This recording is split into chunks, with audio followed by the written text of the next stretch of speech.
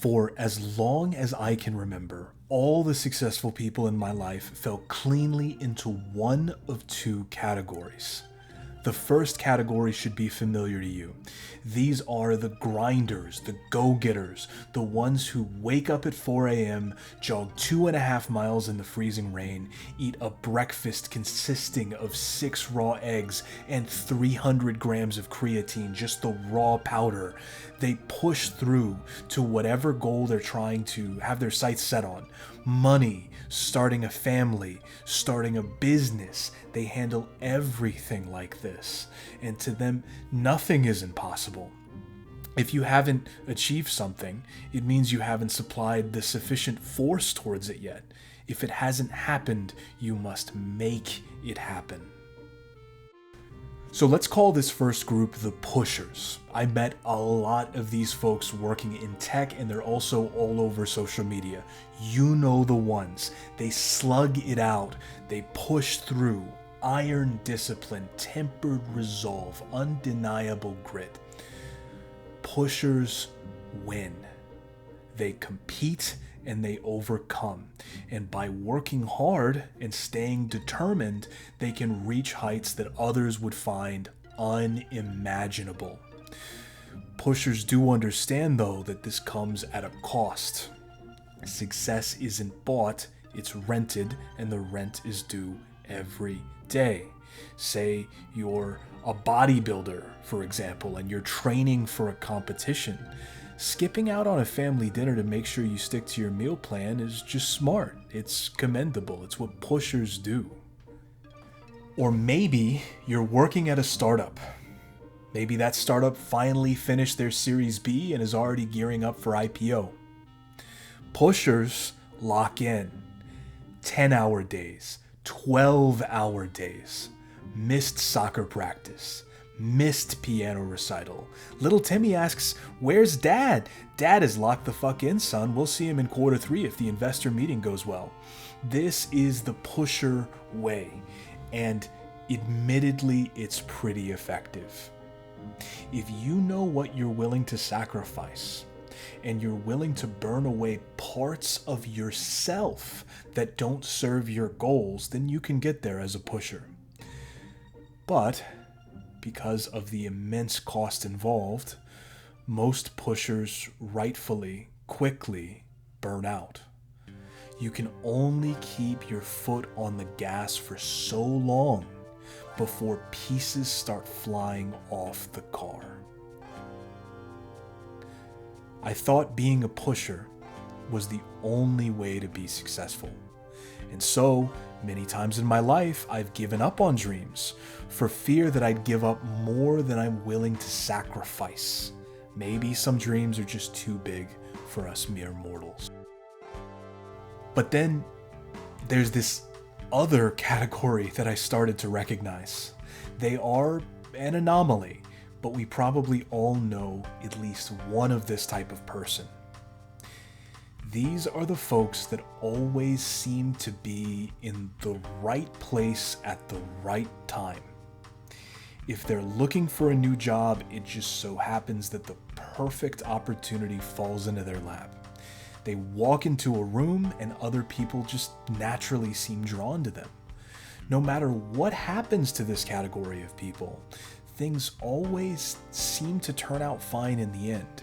It's almost as if they have like an aura, a field around them that bends reality. So, one example, I have a friend in this second category. We worked together for a few years in IT, and he was pretty laid back, kind of a slacker at his job, but clients loved him, and he was always in good spirits. So, one day we're pulling up together at this massive convention center, packed to the brim with cars. We're late to this event, so I ask why he's even bothering trying to find a parking spot in the front row. And he responds with, "I don't know, these things always seem to just work out for me."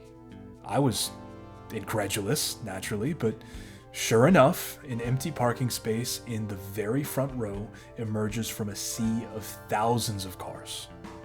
Of course, this was all luck. It had to be. right? If you hang around this category of person for long enough, you start to realize there's something else going on here. There's something about approaching the world with open palms instead of clenched fists that makes things a whole lot easier. While the pushers spend time optimizing, maximizing every minute of their day in pursuit of their goals, things just seem to happen naturally to this second group. It's almost like for them, everything exists on a conveyor belt, and it's getting slowly but certainly pulled toward them. Yeah, that sounds about right. Pulled toward. Let's call this second group of people the pullers. Now, it's really easy to write off the pullers as lucky, blessed. Our society, therefore, does not reward the pullers. And why should it? Pushers make sense. Do more to be more. Buy more to be more. Take more to be more. Marketers love this. Pushers are easy to sell to. Convince someone that they're not doing enough, not being enough, and they'll buy whatever it is you're selling. Hey kid, no luck finding a girlfriend? It's because you're not dialed in enough. You gotta buy a status symbol. You need this expensive car or this Submariner watch. You gotta show her that you're a high value male. Or maybe it's your face. Facial moisturizer, skincare routines, nah, that's for betas. You gotta get jaw surgery. And if none of that works, it's because you're not pushing hard enough. Buy my course and I'll take you through the whole method step by step so that maybe, finally, you can be enough. Especially in the West, we love this. We glorify the pusher on social media.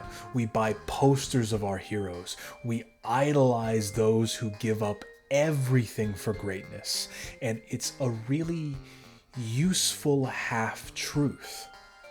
This idea that we are solely in charge of our destiny.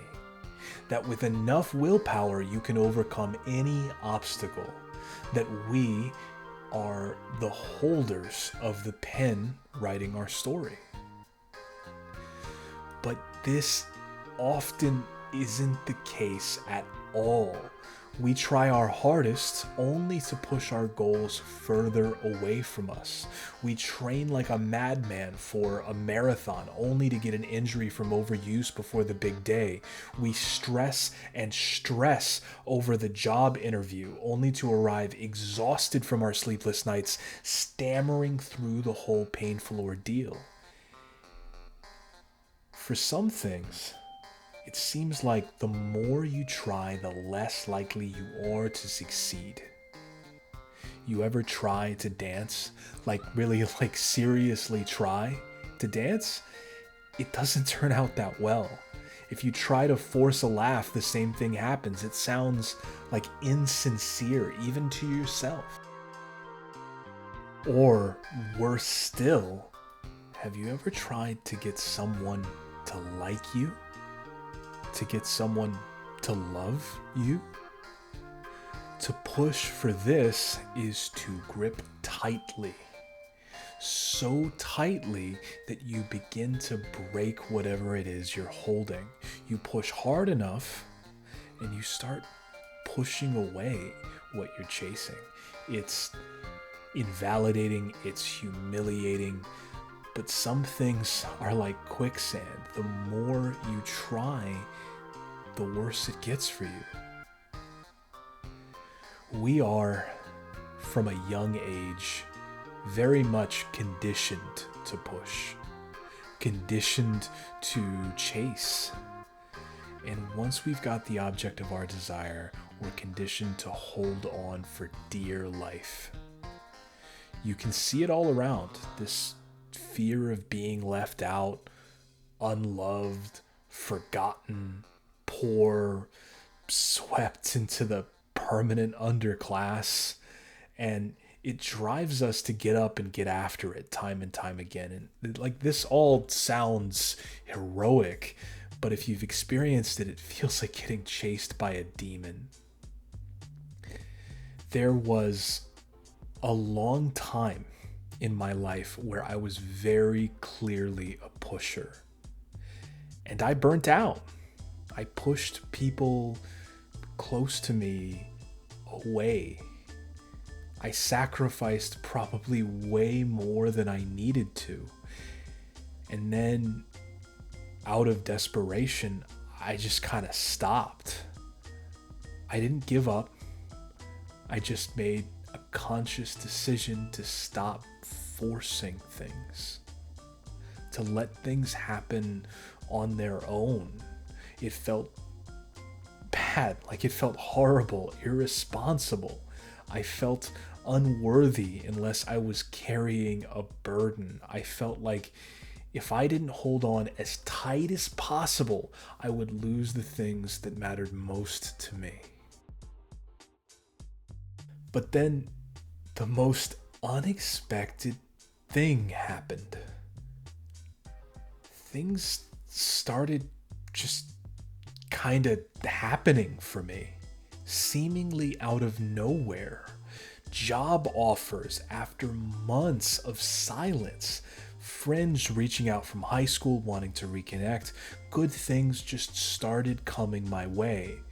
After years of trying to break into software development from IT, I finally got a foot in the door, a chance to prove myself. And when that interview came, it took a lot to stay away from that sort of desperate, needy pusher mindset. But I stayed calm, kept an open heart, and eventually I landed that job. It's as if things were happening for me, like things were happening for me. Now, I know to some of you this might seem like a tightly wound nervous system uncoiling after years of constant pressure, and all of this can be filed away under like happy coincidence that I noticed these things at a certain time. But man, to me, it felt like the world was responding to how I was inside. As I was within, so the world became. Now, this isn't the whole story. I've separated pushers and pullers into two distinct categories, but the truth is, as you might have guessed, we oscillate between these two modes pretty regularly. It's probably happened to you. When was the last time something happened to you that was a happy coincidence? Maybe you were short on money before the next paycheck hit, and you just happened to find the exact amount you need through some refund or rebate you forgot about. Maybe you just got out of a difficult relationship, and the right person showed up in your life to see you through it. If this has ever happened to you, I want to introduce you to an idea that may seem pretty radical depending on what your other beliefs are. Luck is not a fixed value. Luck is a stat that can be changed. You can change your luck by changing your openness to different outcomes than the ones you were expecting. I think a lot of people come into contact with this information and they think, okay, great, what am I supposed to do with this? Give up my goals, stop pursuing my dreams, and just kind of let life happen to me? And no, obviously you still want to take action, but give the outcomes of those actions some room to breathe. Stop attaching yourself to your outcomes and watch what starts to happen. I swear this works. Once you are content with where you're at, things start happening for you. Once you're truly happy with where you're at, you can start growing again. And I know it's paradoxical, and honestly, I'm not sure why it works, but I've watched it work so many times for so many different people that I have to share this with you. So, next time you're working towards something you want, a job interview, a degree, a relationship, ask yourself, am I pushing or am I pulling? And if you find yourself pushing, hold off. Do a little less. Put a little distance between the results of your efforts and your worth as a person. And when you do, something clicks into place. Once you see it for yourself, you can't unsee it. Once you know it, you can't unknow it. So give it a try. Let me know how it goes. Until next time, fellow seeker.